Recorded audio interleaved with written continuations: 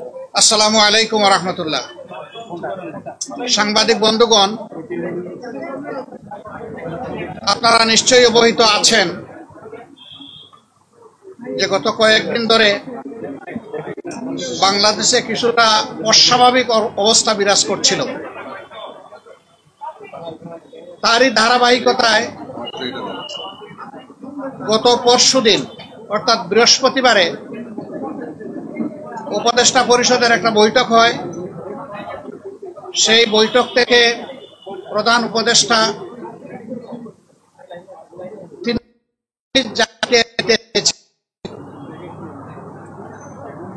তিনি সেটা দেননি, কিন্তু এই কথাটা খুব দ্রুত সমাজের সব দিকে ছড়িয়ে পড়ে, যার কারণে সমাজে একটা অনিশ্চয়তা, আশঙ্কা, আতঙ্ক দেখা দেয়। আমরা সেই দিনই বিষয়গুলোকে হিসাবে নিয়েছি, নোটিশে নিয়েছি। ঠিক একই সময়ে একজন রাজনৈতিক নেতা তার জনপ্রতিনিধিত্বের একটা দাবি নিয়ে তিনি একটা অবস্থান নিয়েছিলেন। আবার আরেকটা গুরুত্বপূর্ণ জায়গায় আরেকটা দাবিতে আরেক দল অবস্থান নিয়েছিলেন। এই সব কিছু প্রধান উপদেষ্টার জন্য কিছুটা কষ্টের, কিছুটা বিরক্তির ছিল, যার কারণে তিনি তার দায়িত্বের ব্যাপারেই পুনর্বিবেচনা করবেন এইরকম একটা অভিব্যক্তি তিনি প্রকাশ করেছিলেন, কিন্তু কার্যত এটা অফিসিয়ালি সামনে আসেনি। এ বিষয়ে আপনারাও আমাদের মতোই বিচলিত ছিলেন, আমরা এটা বিশ্বাস করি। কারণ দেশ আমাদের সবার, দেশ ভালো থাকলে আমরা সবাই ভালো থাকব। 24 জুলাই বিপ্লবের মধ্য দিয়ে দেশে একটা পরিবর্তন এসেছে, কিন্তু এই পরিবর্তনে এখন যারা নেতৃত্ব দিচ্ছেন সরকারে, তাদের পরিচয় হচ্ছে যে তারা কোনো পার্টিকে বিলং করবেন না। এটা হওয়া উচিত, কিন্তু এখানেও কিছু ব্যতিক্রম ঘটেছে। এটাও মাঝে মধ্যে সমাজকে উদ্বিগ্ন করেছে।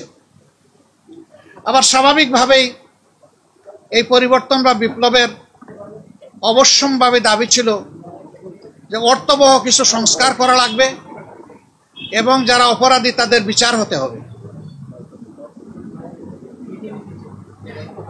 এই সংস্কার এবং বিচারের মধ্য দিয়েই একটা অর্থবহ নির্বাচন হবে, যেই নির্বাচনে সমতল মাঠ থাকবে। নির্বাচনে যারা অংশগ্রহণ করবেন তাদেরকে কোনো ধরনের ষড়যন্ত্রের মুখোমুখি হতে হবে না। এখানে পেশি শক্তি এবং কালো টাকার প্রভাব চলবে না। 15.5 বছর মানুষ 3টা নির্বাচনে তার ভোটের অধিকার প্রয়োগ থেকে বঞ্চিত হয়েছে। এবার তারা নিঃসংকোচে নিজের এই অধিকারটা প্রয়োগ করতে চায় এবং এই সুযোগ পাবে, নিশ্চিত হবে। এটি হচ্ছে জনগণের দাবি। প্রধান উপদেষ্টা ইতিমধ্যে কয়েকবার তিনি বলেছেন নির্বাচন তিনি দিতে চান এই বছরের ডিসেম্বর থেকে শুরু করে আগামী বছরের জুনের মধ্যবর্তী কোনো এক সময়, কিন্তু তিনি সুনির্দিষ্ট কোনো রোডম্যাপ দেননি, কোনো মাস সপ্তাহ তিনি ঘোষণা করেননি। এটাকে কেন্দ্র করে বিভিন্ন ধরনের দাবি এই নির্বাচনের রোডম্যাপের ব্যাপারে আছে। আমাদেরও কিছু রিকমেন্ডেশন ছিল, আমরা তার প্রতি সম্মান রেখেই বলেছিলাম যে দায়িত্ব আমরা সবাই মিলে তাকে দিয়েছি, তিনি চেয়ে নেননি এবং তিনি দলের পক্ষ থেকেও নির্বাচিত কোনো দায়িত্বশীল নেতা নন, বরঞ্চ তিনি জনগণের ঐক্যমতের ভিত্তিতে এই জায়গাটায় একটা গুরুবার তিনি গ্রহণ করেছেন। তাকে আমরা তার সম্মান বজায় রেখে দেশের স্বার্থটা তিনি দেখবেন, সেটা আমরা সবসময় বলে আসছি। আমরা আজকে ওই ব্যাপারে কথা বলেছি। আমরা বলেছি 2টা বিষয় স্পষ্ট করা দরকার। একটা, নির্বাচনটা কখন হবে, আপনি যে সময়সীমা দিয়েছেন এর ভিতরেই জনগণের কোনো ধরনের বড় ভোগান্তি না হয়ে একটা কমফোর্টেবল টাইমে এই নির্বাচনটা হওয়া উচিত আমরা মনে করি। আর 2 নম্বর আমরা বলেছি এই নির্বাচনের আগে অবশ্যই সংস্কার এবং দৃশ্যমান বিচারের কিছু প্রক্রিয়া জনগণের সামনে আসতে হবে। সংস্কার শেষ না করে যদি কোনো নির্বাচন হয়, এই নির্বাচনে জনগণ তাদের প্রত্যাশা পূরণ করতে পারবে না। আবার সংস্কার করা সম্ভব না। মাত্র 5টা সুনির্দিষ্ট বিষয়ে তারা হাত দিয়েছেন। এতটুকু নিষ্পত্তি হওয়া উচিত সন্তোষজনকভাবে। এর পাশাপাশি এখানে জুলাই প্রক্লেমেশনের ব্যাপার স্যাপার আছে, এগুলা সংস্কারের সাথে জড়িত। তো অনেক দলের দাবি দেওয়ার মধ্যেও কিছু ভিন্নতা আছে, এটা থাকবে। দল যেহেতু আলাদা, মতেরও ভিন্নতা থাকবে, এটাই স্বাভাবিক। গণতন্ত্রের সৌন্দর্য হচ্ছে আমার মতটি আমি প্রকাশ করব, আরেকজনের মতের প্রতি আমি শ্রদ্ধা দেখাবো। আমি কারো মতকেই তুচ্ছ জ্ঞান করব না, উপহাস করব না, এবং কাউকে অপমানিত করব না। কিন্তু আনফর্চুনেটলি এই সীমা আমরা অনেকেই রক্ষা করে চলতে পারি না।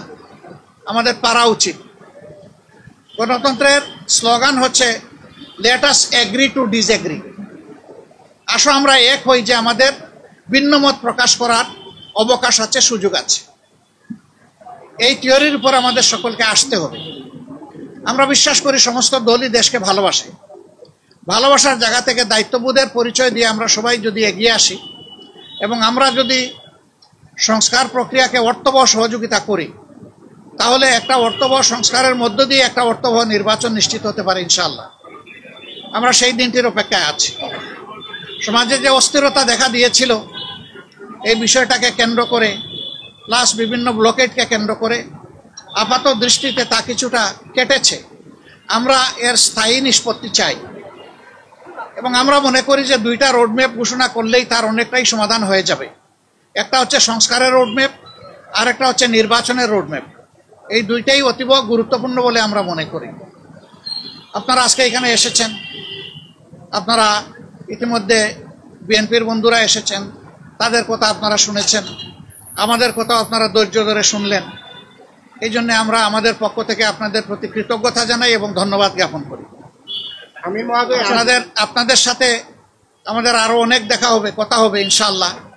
আজকে আরো হয়তো আপনারা কথা শুনবেন, আরেকটা দল তারা ঢুকেছেন, তারাও বের হলে তারা তাদের কথা বলবেন। আমরা দেশকে আমাদের ভালোবাসার জায়গা থেকে, বিবেকের দায়বোধের জায়গা থেকে যেটা উত্তম মনে করি, সেই ব্যাপারে কাজ করতে আমরা দৃঢ় প্রতিজ্ঞ। ন্যায় এবং সত্যের পথে আমরা অবিচল থাকব। দেশের স্বার্থটাকে আমরা বড় করে দেখব, এটি হচ্ছে আমাদের অঙ্গীকার। আপনাদের সবাইকে ধন্যবাদ।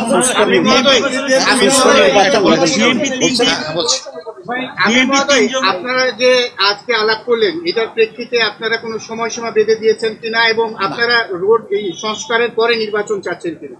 অবশ্যই সংস্কারের পরে সবাই নির্বাচন চায়। আমরা শুধু এর আগে দল বলেছে যদি তারা নির্বাচন ক্ষমতায় যায় তাহলে তারা সংস্কার কন্টিনিউ করবে এবং আওয়ামী লীগের বিচার কন্টিনিউ করবে। আপনারা কি এটা বিএনপি কখনো কখনো বললে, তারা কিন্তু বারবার এখনো বলছে যে আমরা সংস্কারের বিরোধী নই, তবে নির্বাচনের রোডম্যাপটা আমরা চাই সুনির্দিষ্টভাবে। সেটা তো আমরাও চাই, কিন্তু আমরা কোনো সময় বেঁধে দেইনি। আমরা কমফোর্টেবল 2টা টাইম আপনাদের মাধ্যমে এই জাতিকে জানিয়েছি। যদি সংস্কার শেষ হয়ে যায় তাহলে ফেব্রুয়ারির মধ্যভাগে এটা হতে পারে, আর যদি সংস্কারের ভিতরে শেষ না হয়, আরেকটু সময় লাগে, এরপরেই যেহেতু রোজা শুরু হয়ে যাবে, রোজার পর হতে হবে। তারপরে এটাকে টেনে লম্বা করলে কোনো সুষ্ঠু নির্বাচন করা সম্ভব হবে না। আমাদের দেশের আবহাওয়া এটা এলাও করবে না। আপনাদের 2টা রোডম্যাপের বিষয়ে প্রধান উপদেষ্টা কি বললেন? যে 2টা দাবি জানাইছেন সেই 2টার ব্যাপারে তিনি গভীর মনোযোগ সহকারে শুনেছেন এবং আমাদের এটা আস্থা হয়েছে যে তিনি বিষয়টাকে ইতিবাচক ভাবে নিয়েছেন। আচ্ছা, বিএনপির পক্ষ থেকে 3জন উপদেষ্টা পদ দেখিয়েছেন, আপনাদের কিটা কি চান বা তাদের পদত্যাগ চাওয়াটাকে আপনারা কিভাবে দেখেন? তারা বলছে নির্বাচনে বা সরকার নিরপেক্ষতার জন্য তাদের পদত্যাগ করা দরকার। পদত্যাগ চাইলো বিএনপি আর ফতোয়া দিবে জামাতে ইসলামী, এটা কি মানায়? তারা যারা পদত্যাগ চেয়েছেন এই ব্যাপারে তারাই ব্যাখ্যা ভালো দেবেন। আমরা কারোই কোনো পদত্যাগ চাইনি এবং এই সময় আমরা যখন ওই রকম প্রয়োজন অনুভব করব তখন আপনাদের মাধ্যমে জানাই দেব।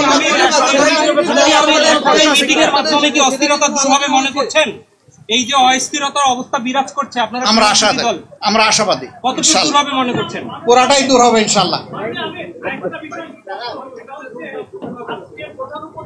আপনাদের ডেকেছিলেন, আপনারা উনি আসেন নাই, আপনারা এইসব বিএনপি এবং আপনি আপনাদের কথা বলেছেন, কিন্তু সরকার বা প্রধান উপদেষ্টা আপনাদের কেন ডেকেছিল, কি বলতে চায় সরকার আপনাদের, আপনি বলেন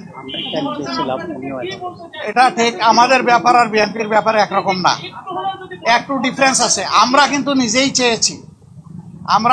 চেয়েছি এবং টাইমটা ফিক্স আপ হয়েছে। কালকে আপনারা সংবাদ মাধ্যমে এটা অলরেডি জানতে পেরেছেন। হ্যাঁ, সেটা আমি পরে আসতেছি। ওনার দাওয়াত আমরা পেয়েছি, এটা অস্বীকার করব না, কিন্তু এর আগে আমরাই চেয়েছি এবং আমাদের চাওয়ার প্রেক্ষিতেই আজকে সন্ধ্যা 6টায় এই সময়টা নির্ধারিত হয়েছিল। আমাদের অন্য একটা দলীয় কর্মসূচি থাকার কারণে আমরাই চেয়েছিলাম যে আমাদেরকে আরো 2 ঘন্টা পিছিয়ে দেওয়া হোক। সে আমাদের অনুরোধের প্রেক্ষিতেই 8টা ফিক্স করা হয়েছিল, যদিও 8টায় আমরা শুরু করতে পারি নাই, একটু পরে আমরা শুরু করেছি। উনি ডেকে এইটুকুই বলেছেন, দেশ আমাদের সবার, আমি অবশ্যই অর্থবহ, সুষ্ঠু, স্বচ্ছ একটা নির্বাচন দিতে চাই, আমি যেন তেন কোনো নির্বাচন দিতে চাই না। এবং তিনি আমাদের কথা মনোযোগভাবে শুনেছেন আর বলেছেন যে আপনাদের পরামর্শগুলা আমি প্রয়োজন মনে করি, আপনারা যে পরামর্শ দেবেন অবশ্যই আমি এগুলা কনসিডারেশন নেব, অন্যদের কথাও আমি শুনবো এবং আগামীকালকেও তিনি আরো অনেকগুলা দলকে দাওয়াত দিচ্ছেন, তাদের কথাও তিনি শুনবেন। সবার কথা শোনার পরে তিনি আশা করি তার একটা সিদ্ধান্ত তিনি ম্যাচিউর করবেন। সবাইকে ধন্যবাদ, অনেক অনেক ধন্যবাদ। আরো দেখা হবে, সাংবাদিক বন্ধুদের সাথে আরো অনেক দেখা হবে। আসসালামু আলাইকুম ওয়া রাহমাতুল্লাহ।